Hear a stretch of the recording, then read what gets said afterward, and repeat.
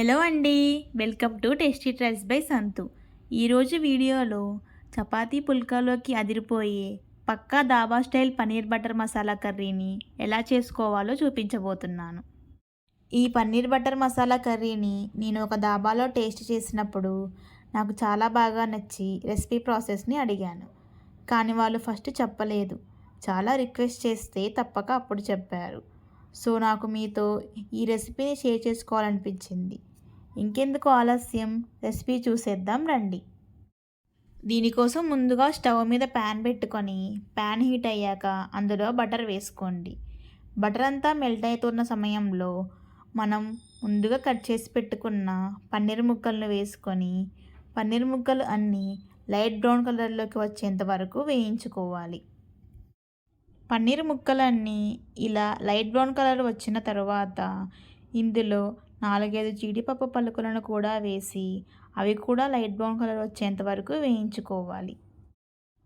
పన్నీర్ ముక్కలు మరియు జీడిపప్పు అంతా వేగిన తర్వాత స్టవ్ ఆఫ్ చేసి దీన్ని ఒక బౌల్లోకి ట్రాన్స్ఫర్ చేసుకొని పక్కన పెట్టేసుకోవాలి.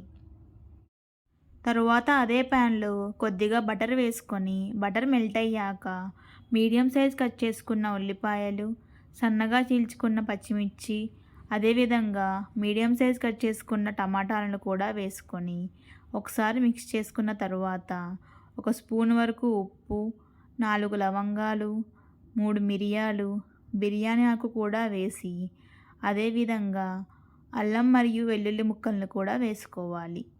ఇవి కొద్దిగా వేగినాక జీడిపప్పు పలుకులను కూడా వేసుకొని మూత పెట్టి 2 నిమిషాలు ఉడికించుకోవాలి. ఇలా టమాటాలు, ఉల్లిపాయలు అన్నీ మెత్తగా అయిన తర్వాత దీనిని ఒక మిక్సీ జార్లోకి తీసుకొని మెత్తగా గ్రైండ్ చేసుకొని ఒక బౌల్లోకి తీసుకొని పక్కన పెట్టేసుకోవాలి. తరువాత అదే ప్యాన్లో 1 టేబుల్ స్పూన్ వరకు ఆయిల్ వేసుకొని ఆయిల్ హీట్ అయ్యాక సన్నగా కట్ చేసుకున్న ఉల్లిపాయలు, పచ్చిమిర్చి వేసుకొని అవి వేగాక పుదీనాను కూడా వేసుకొని పచ్చివాసన పోయేంత వరకు వేయించుకోవాలి.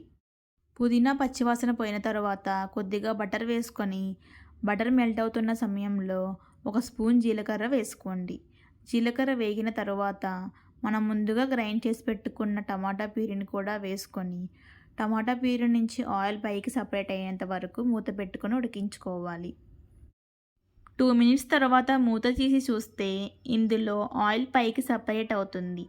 అప్పుడు ఇందులో 1 టీ స్పూన్ వరకు కారం, 1/2 టీ స్పూన్ వరకు పసుపు, అదేవిధంగా 1/2 టీ స్పూన్ వరకు ధనియా పౌడర్ కూడా వేసుకొని ఇవన్నీ ఈ ప్యూరీలో మిక్స్ అయ్యే విధంగా బాగా కలుపుకోవాలి.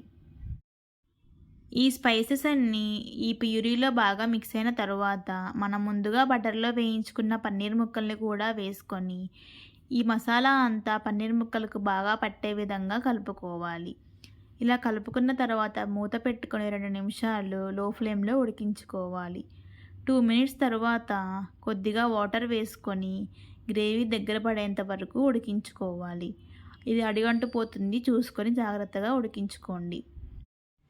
ఇలా గ్రేవీ అంతా దగ్గర పడ్డ తర్వాత ఇందులో కొద్దిగా కసూరి మేతి, 1 టీ స్పూన్ వరకు కొబ్బరి పొడి, 1 టీ స్పూన్ వరకు గరం మసాలా కూడా వేసుకొని ఇవన్నీ బాగా కలిసే విధంగా కలుపుకోవాలి.